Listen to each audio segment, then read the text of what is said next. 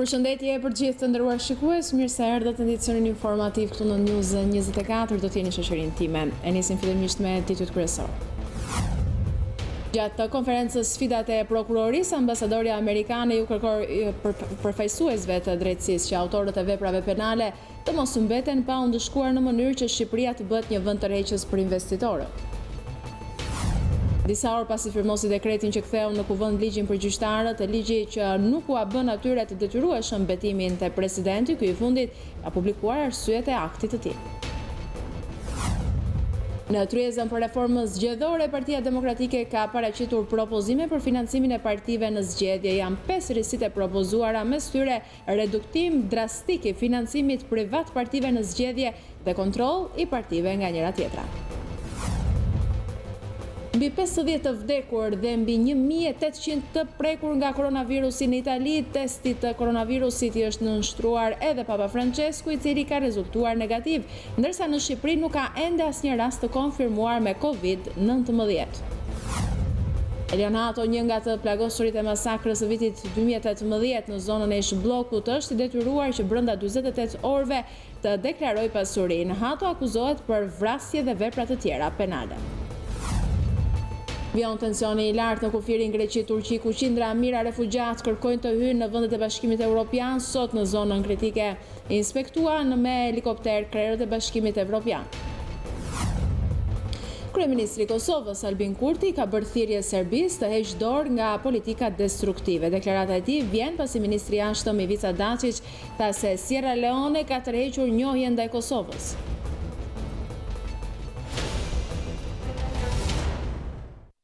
Vjojmë mëgjërësisht me lajmet. Presidenti i Republikës Ilir Meta ka publikuar arsyet se përse vendosi të kthente ligjin për organizimin dhe funksionimin e gjykatës kushtetuese që lidhet me betimin e anëtarëve para kreut të shtetit. Në arsyetimin e dekretit që firmosi mbrëm në shesh para qytetarëve, presidenti u kërkon deputetëve që të marrin parasysh sipas tij mbështetjen që i dha populli në këtë akt. Ky akt i presidentit kërkon pikërisht rikthimin e paqes sociale, respektimin e shtetit të së drejtës, kufizimin e ekspansionit të pushtetit të mazhorancës politike në kuvend e gjetiu, respektimin e kufimeve të kompetencës kushtetuese, lualjaritetin kushtetues e në këtë mënyrë mbrojtjen e interesit më të lartë të popullit shqiptar, thekson presidenti Meta. Kreu i shtetit jep edhe argumentet e tij se përse duhet me çdo kusht që betimi i anëtarëve të gjykatës kushtetuese të bëhet përpara presidentit. Betimi para presidentit Republikës, përveç pasojave të kërkuara institucionale për fillimin e ushtrimit të detyrës, sjell garanci morale dhe forcim të angazhimit për mbrojtjen e detyrimeve të paraqitura në tekstin e kushtetutës, shpreh presidenti i Republikës. Presidenti Ilir Meta mblodhi dje mijëra njerëz në bulevardin dëshmorët e Kombit me tone të forta. Kreu i shtetit paralajmëroi se nëse mazhoranca nuk merr parasysh dekretin për kthimin në parlament të ligjit për betimin e anëtarëve të gjykatës kushtetuese, ai më 15 mars do të dekretojë shpërndarjen e parlamentit të armës së tij. Kishte paralajmëruar se do të firmoste një dekret dhe ashtu bëri. Presidenti i Republikës Ilir Meta, para mira qytetarëve të mbledhur në tubimin, sipas tij për mbrojtjen e kushtetutës dhe kundër grushtit të shtetit, firmosi dokumentin presidencial për kthimin në kuvend të ndryshimeve në ligjin për gjykatën kushtetuese.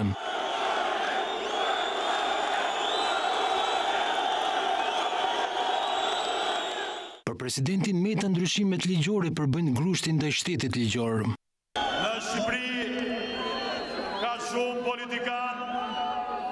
Shumë politikan, prindrit e cilve kishin të parën Jugosllavin, pastaj kishin Bashkimin Sovjetik, pastaj kishin Kinën. Sot thonë që kanë Amerikën, po duan ta kthejnë përsëri në Korenë e Veriut. Në tubimin e organizuar në bulevard pranë zyrës së tij, Meta paralajmëroi se pas 15 marsit, datë e caktuar si afati për miratimin e reformës zgjedhore, nëse kuvendi nuk do të marrë parasysh dekretin e nënshkruar, atëherë do firmos dokumentin më të rëndësishëm, dekretin për shpërndarjen e parlamentit. Nëse grupi i shtetit dhe organizata mafioze ndërkombëtare që ka vite që luan me sovranitetin e popullit tonë, nuk e merr seriozisht këtë dekret, unë ju jap fjalë në emër të këtij flamuri, se mbas datës 15 mars, kur të përfundoj reforma zgjedhore, që është një kusht, nëse ata nuk do ta marrin seriozisht popullin kuqezi që votoi sot për vdekjen e Grushtit Setit. Unë, Ilir Meta, betohem se atë dekret nuk do ta firmos tu, por do ta firmos në mes të parlamentit, atje, në mes të krivit, dhe do t'i bëj thirrje të gjithë popullit shqiptar. Unë i pari dhe gjithë populli kuqezi.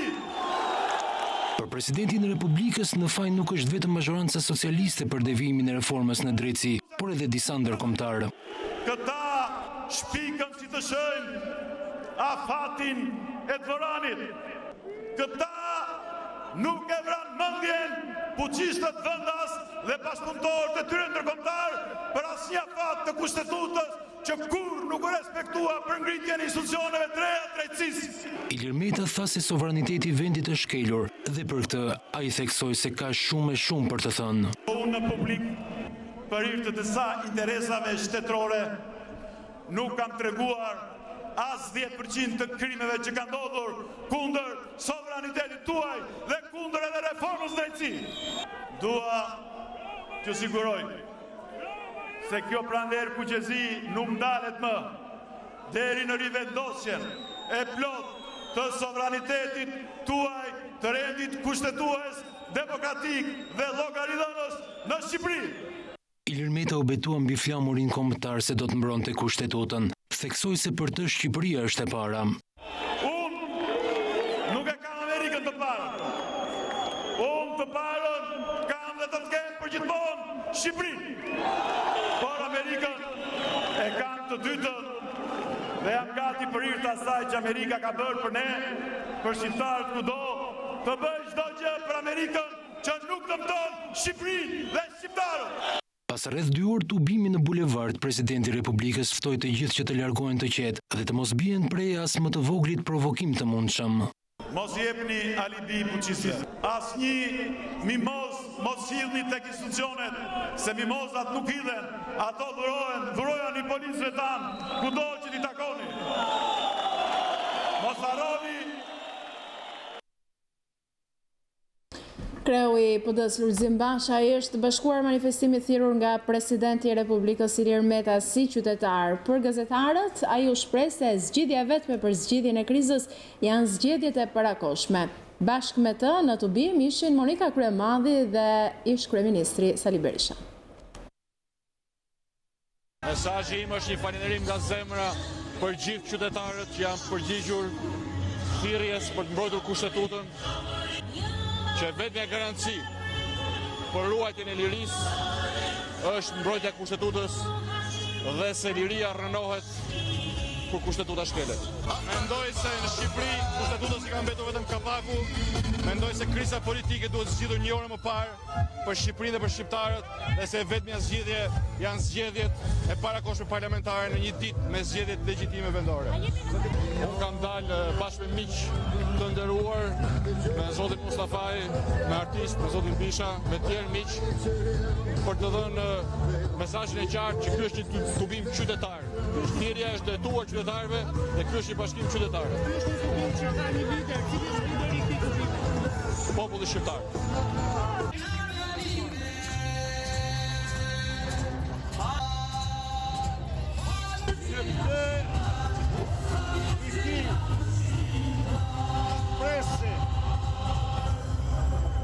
Në këtë miting që shënon fillimin e fundit të narkoshtetit. Votën demokratike. Jam i lumtur se kushtetuta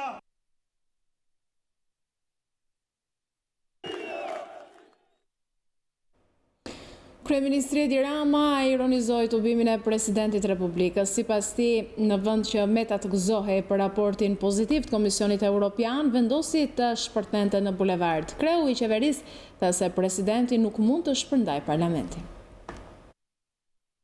Kryeministri Edi Rama ironizon tubimin dhe deklaratat e presidentit Ilir Meta bërë në bulevardin dëshmorë të Kombit. Pyetjes së gazetarëve në lidhje me mundësinë e shpërndarjes së parlamentit pas 15 marsit, kreu i qeverisë përgjigjet me raportin pozitiv të Komisionit Evropian në lidhje me çeljen e negociatave. Ku është e reja këtu? Thaj se mos kishte në gjë tre, ndërkohë që sot Komisioni Evropian i riu ka dhënë rekomandimin për hapjen e negociatave për antarësim të Shqipërisë në Bashkimin Evropian. Komisioni i ri dhe rikonfirmon, madje përforcon me rekomandimin e tij, rekomandimin e Komisionit të kaluar vitin e shkuar. Sot në Bruksel del një raport që minimalisht duhet ta gëzonte një president të Republikës, por që ta hidhëronte në pikën që të rishpërthej përpara të gjithëve. Kjo është në fakt për të qartë, pavarësisht se unë qesh, sepse për mua është diçka krejtësisht e pritur dhe jo befasuese. Rama deklaron se presidenti i Republikës nuk mund të firmosë asnjë dekret që shpërndan parlamentin. Sipas kryeministrit agenda Ilir Metës, tashmë është fushata brenda opozitës për ta udhëhequr atë, ndërsa nuk nguroi të cilësoj rolin e PD në këtë manifestim si një servis figurantësh. Presidenti i Republikës nuk mund të firmosë dekrete të tilla, ndërsa Iliri që s'ka asgjë për presidentin më dhe që sot ka çelur faktikisht një fushat brenda opozitës, mund të firmosë edhe një dekret për të shpallur luftë Shtetet Bashkuara, por parlamenti nuk do ta njohë. Ndërkohë që Shqipëria, e cila po bën gjithë të progres, po bëhet gjithmonë më shumë një problem për ata që u mblodhen sot në shesh. Dhe lajmi i keq sot është që Partia Demokratike u kthye në një servis figurantësh për presidentin. Presidenti i vendit Ilir Meta akuzon qeverinë socialiste se me anë të kuvendit, Këshillit të Emërimeve në Drejtësi dhe Ministrisë së Drejtësisë kanë kryer krime kundër kushtetutës, duke dashur të marrin në kontroll gjykatën kushtetuese. Ambasadorja e Shteteve të Bashkuara të Amerikës Yuri Kim u shpreh befasuar për praninë e flamujve amerikanë në bulevard gjatë tubimit të thirrur nga presidenti Meta. Ajo sqaroi se megjithse SBA mbështet protestat paqësore, nuk ka asnjë lidhje me manifestimin në fjalë. U surprizova kur pasha flamurin amerikan në manifestimin e mbrëmjes së të hënës. Për të shmangur çdo konfuzion, dëshirojmë të sqarojmë se ndërsa SBA mbështesin të drejtën e protestës paqësore, ne nuk kemi asnjë lidhje me manifestimin, shkruan ambasadorja e SBA-ve në rrjetet sociale. Në institucionin e akuzës vjojnë të notojnë ende njerëz në mediokritet, është ky shqetësimi i ngritur nga krye prokurori Olsian Çela, i cili deklaron ndër të tjera se për sa kohë që nuk ka një datë përcaktuar për përfundimin e procesit vettingut, problem mbetet ngarkesa e punës së prokurorëve. Çela ka marrë mbështetjen e ambasadores së Shteteve të Bashkuara të Amerikës, Yuri Kim, e cila inkurajoi prokurorin shqiptare të përdorë çdo metodë të lishme për të sjellë drejtësi në vend. Olsian Çela ngre alarmin teksa deklaron se institucioni i akuzës është i rrezikuar nga njerëz që notojnë në mediokritet. Ndërkohë që reforma në drejtësi ka sjellë ndryshime rrënjësore nga pikpamja strukturore në ngrehinën e drejtësisë, suksesi i shumëpritur do të mbetet i skicuar vetëm në imagjinatën e krijuesve dhe promovuesve të saj, nëse njerëzit që do të mbeteshin aty apo do të hynin brenda kësaj ngrehine do të vazhdonin të gëlonin në moçalin e apatisë dhe mediokritetit. Për prokurorin e përgjithshëm, shqetësim bijon të mbetet ngarkesa në punë e prokurorëve, për sa kohë nuk ka një datë të përcaktuar se kur do të përfundojë procesi vettingut. Edhe pse procesi vettingut nuk ka arritur ende në mesin e rrugëtimit të tij nga pikpamja sasiore, organet e drejtësisë po ballafaqohen me mungesa theksuara në burime njerëzore. Shtimi i ngarkesës në punë në çdo prokurori ka krijuar një situatë emergjence. Pasi ndërsa jemi në vitin e 4 të reformës, ende nuk ka një perspektivë të qartë se kur sistemi do të funksionojë me kapacitete të plota. E ulur për krati si një shenjë mbështetje, ambasadore amerikane në Tiranë Yuri Kim tha se 2020 është një vit i rëndësishëm për Shqipërinë, ndaj inkurajoi prokurorin të përdorë çdo metodë të lishme për të sjellë drejtësi në vend. Reforma në drejtësi ka sjellë ndryshime dhe është koha të fitohet besimi i publikut. Duhet të sigurojmë suksesin. Shqipëria duhet të ecë përpara në sundimin e ligjit. Kjo nuk është zgjedhje, por kërkesë. Duhet të jepet fund korrupsionit. Kjo po e ndalon Shqipërinë të jetë magnet për investimet. Dua të them diçka. Prokurori është shërbëtor i ligjit. Fajtori nuk duhet të shpëtojë dhe i pafajshmi nuk duhet të vuajë. Përdorni çdo metodë të ligjshme për të sjellë drejtësi. Konferenca Sfidat e Prokurorisë së Përgjithshme mblodhi notuese dhe diplomatët e Bashkimit Evropian dhe OSBE, si dhe zyrtarë të lartë të institucioneve të reja të drejtësisë në vend. Është mbledhur sërish sot ryeza reformës zgjedhore për të diskutuar për draftin e financimit partive politike në zgjedhje. Në draft sqarohet se financimi i partive duhet të udhëhiqet nga parimi i transparencës, ndërsa burimet financiare të partive duhet të publikohen kurdoherë. Raporti financiar i partive duhet të dorëzohet brenda 45 ditësh nga mbajtja e zgjedhjeve, ndërsa Komisioni Qendror i Zgjedhjeve është organi që do të monitorojë financimin e partive politike.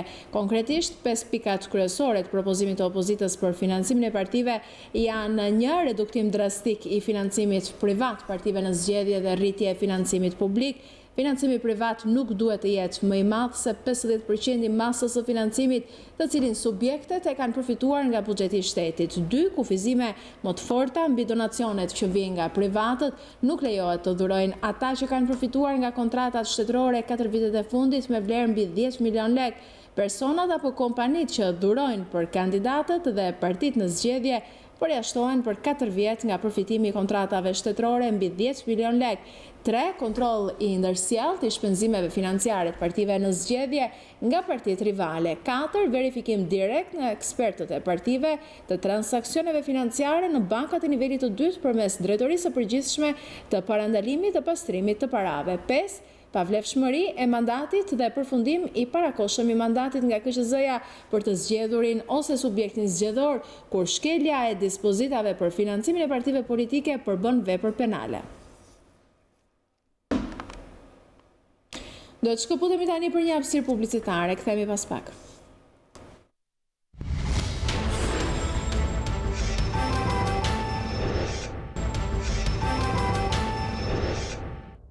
Rikthehemi sërish në studio me pjesën e fundit të edicionit informativ. Kryedemokrati Lulzim Basha zhvillon një bashkëbisedim me të rinjtë të Universitetit Politeknik. Ndjekim.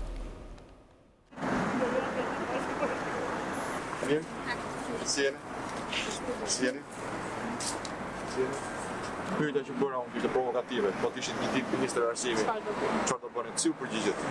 Unë e para ndryshimin e ligjit për arsimin e lartë. Problemi që ka arsimi sot në Shqipëri është nuk di çfarë thuash më para, duke filluar nga tarifat, nga kushtet që kemi, nga literaturat që përdorim sot në shkollë, nga tarifat e larta që është një problem tepër i madh për familje shqiptare me rrogat që marrin prindrit tonë. I bja mundësi për shumë studentëve që kanë familjet në nevojë në ndihmën ekonomike. Rritjen e financimit për studentët që vinë nga familje në nevojë. Emigrant nuk ka mundësi për fëmijë në familje. Unë vi nga Dibra, edhe kur erdha në fillim të Tiranë, erdha në ato Tiranën e mundësive shumë të mëdha. Veçanërisht për ne Tiranë. Por nuk ishte gjitha kështu, ishte një Tiranë super e vështirë. Duhet patjetër ta lidhim universitetin me tregun e punës. Dhe rruga klasike është kjo e trajnimit, e praktikës gjatë procesit mësimor dhe praktikës në fund të diplomimit, në fund të bachelor apo në fund të master. Por duhet ndodhë një mënyrë që t'i lidhë tre komponentët kryesorë të shoqërisë. Botra akademike, universitetet, studentët, pedagogët, tregu, sipërmarrje dhe qeverisja, politikë bërëse, rritje financimit para kusht, arritur financimin asgjë sa rrit. Dyshimi i ligjit për arsimin e lartë, sepse mund të rrisësh financimin, por nëse gjithçka kontrollohet me dorë të hekur nga qendra, nëse për gjithçka duhet marrë lejen Ministrit të Arsimit, atëherë semi kurkund. Duhet fitohet autonomia e universiteteve, e fakulteteve, e katedrave, dhe natyrisht kjo do të thotë edhe përgjegjësi. Dhe për këtë edhe roli juaj si studentësh është i rëndësishëm për transparencën, për cilësinë e mësimdhënies. Futja e sistemit të trajnimit dual me rritjen e praktikës dhe me praktikën në fund të studimeve. Këto janë tre hapa konkret, sigurisht plani është më i detajuar, të cilët e sjellin arsimin e lartë shqiptar në parametra evropian. Asnjë fëmijë shqiptari nuk duhet të privohet nga arsimi i cilësi për shkak të pamundësisë ekonomike të prindërit. Kjo është e para. E dyta, mbaroj arsimin tregu punës. Edhe tregu punës ka një problem shumë të madh. edhe aty futesh me mik. Si në sektorin publik, që asë nuk diskutohet, po tani dhe sektori privat në është bërë. Kjo është vdekja e ekonomisë. Dhe ne sot vazhdojmë betemi vendi rekord në Ballkan, s'po flas për Europën, për financimin më të ulët të arsimit në tërësi dhe katastrofë të ulët sa e përket arsimit të lartë. Se si mund pretendoj një shoqëri, një kom, të ecë përpara, që nuk investon tek truri i saj, tek ardhmja e saj, që është rinia studentore dhe rinia në tërësi, është një paradoks, apo themi një dështim i përmasave gjigante. Por, edhe njëri ju them, me të vërtetë është një vend jo me mundësi shumë të madhe, por nuk është i varfër. Është vend i vjedhur, jo i varfër. Patjetër, t'i japim një hof. Nuk mund të rrihet kështu. Në qytetarë janë lodhur, gjithë po kërkojnë një shpresë diçka për ndryshuar, sepse shpresa për ndryshim jeni ju. Ju jeni shpresa për ndryshim. Ne kemi zgjedhur të qëndrojmë këtu edhe të luftojmë.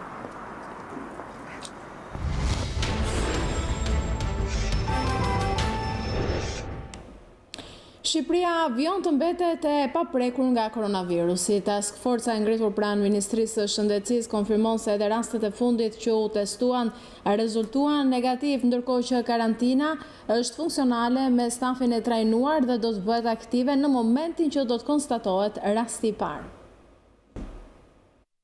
Gjatë ditës së djeshme janë testuar 5 raste të reja në laboratorin e virologjisë pranë SHP-s, ku numrin total i rasteve të dyshuar ka shkuar në 36 dhe të gjitha kanë rezultuar negativ për Covid. Theksoj që asnjë person aktualisht nuk është izoluar pranë qendrës spitalore universitare shërbimi infektiv, sepse personat e përjashtuar dalin nga izolimi.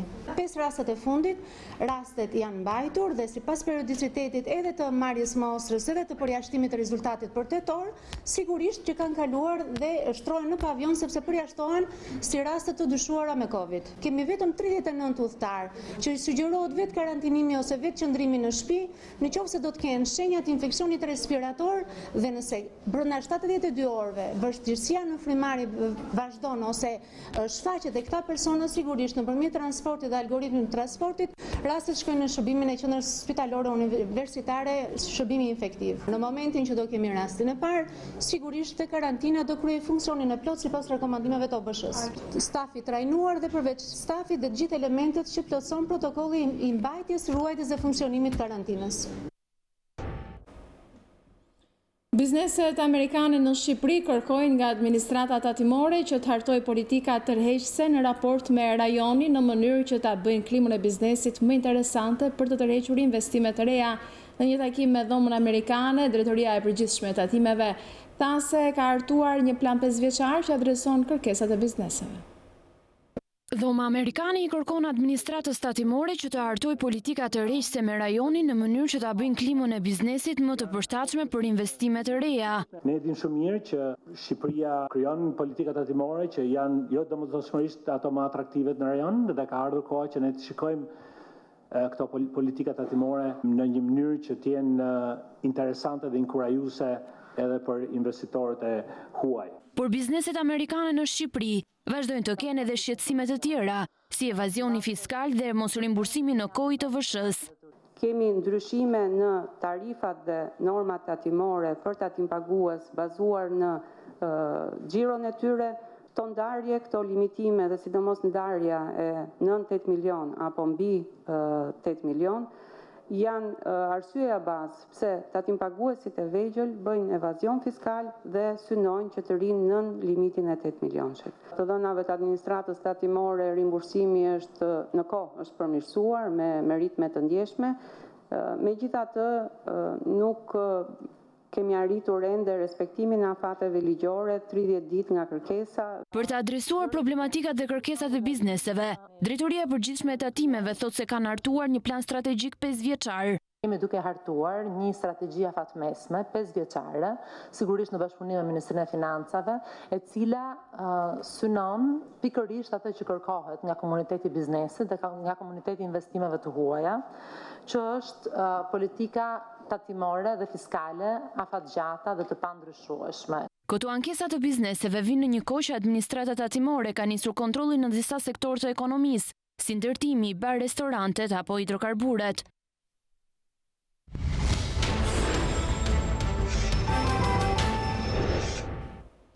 Kryeministri i Kosovës Albin Kurti ka bërë thirrje Serbisë të heqë dorë nga politikat destruktive. Deklarata e tij vjen pasi ministri i jashtëm Ivica Dačić tha se Sierra Leone ka tërhequr njohjen ndaj Kosovës.